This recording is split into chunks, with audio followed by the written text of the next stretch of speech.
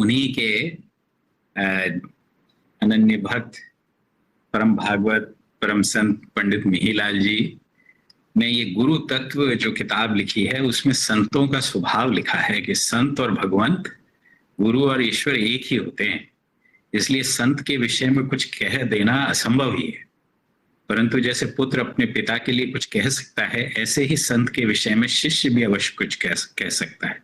उनके स्वभाव, उनके विचार, उनकी दया, उनकी रहन सहन उनका साथ करता है, तभी से नित्य उसके जीवन में कुछ नवीनता आना प्रारंभ होती है। और यहाँ ये हमने सबने देखा है कि कैसे छुटपन से हमारे हाथ पकड़ के हमारे गुरु हमको कहाँ से कहाँ खींच के ले जाते हैं, पता भी नहीं लगता।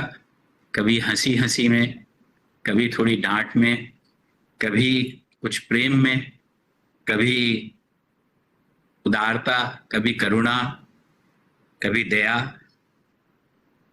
तो वे मनुष्य होते हैं, यह तो कोई बड़ी पहचान नहीं है, परंतु कैसे मनुष्य होते हैं यही समझना है।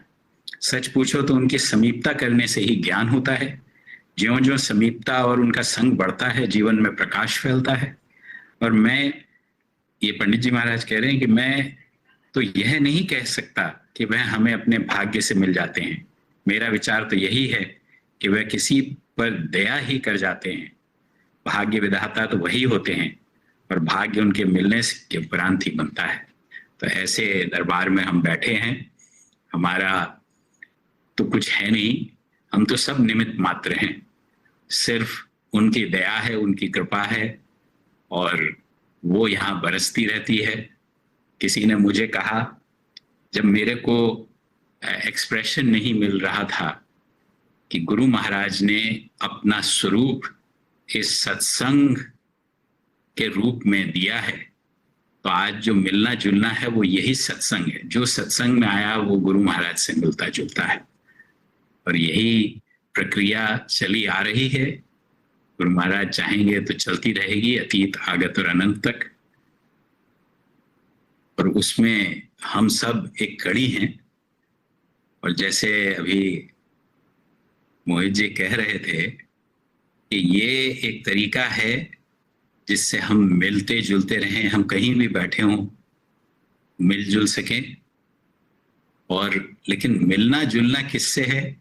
जिसका जिक्र हो रहा है, जिसकी याद हो रही है, जिसकी बात पढ़ी जा रही है, वो सब गुरु महाराज का है। आज उनसे यही प्रार्थना है कि हम सब पे कृपा करें और आशीर्वाद दें, और आपकी कृपा से ही हम इस द्वंद्व से, इस प्रपंच से ऊपर उठने का जो प्रक्रिया उन्होंने शुरू की है वही हमको वहां तक ले जाएगी। ऐसी मतलब पंडित जी महाराज ने एक बार, एक नहीं कई बार कहा कि जो यहाँ एक बार भी आ गया वो उसकी जिम्मेवारी गुरु महाराज की।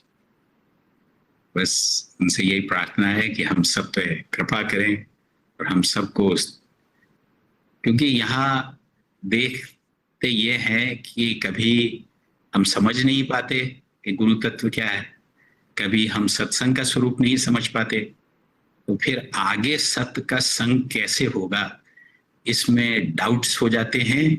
डाउट्स यानी उसमें वहां तक पहुंचने में जो सिर्फ गुरु कृपा, सिर्फ एक उनका हाथ पकड़ के ही ले जाए तो ही पहुंच सकता है।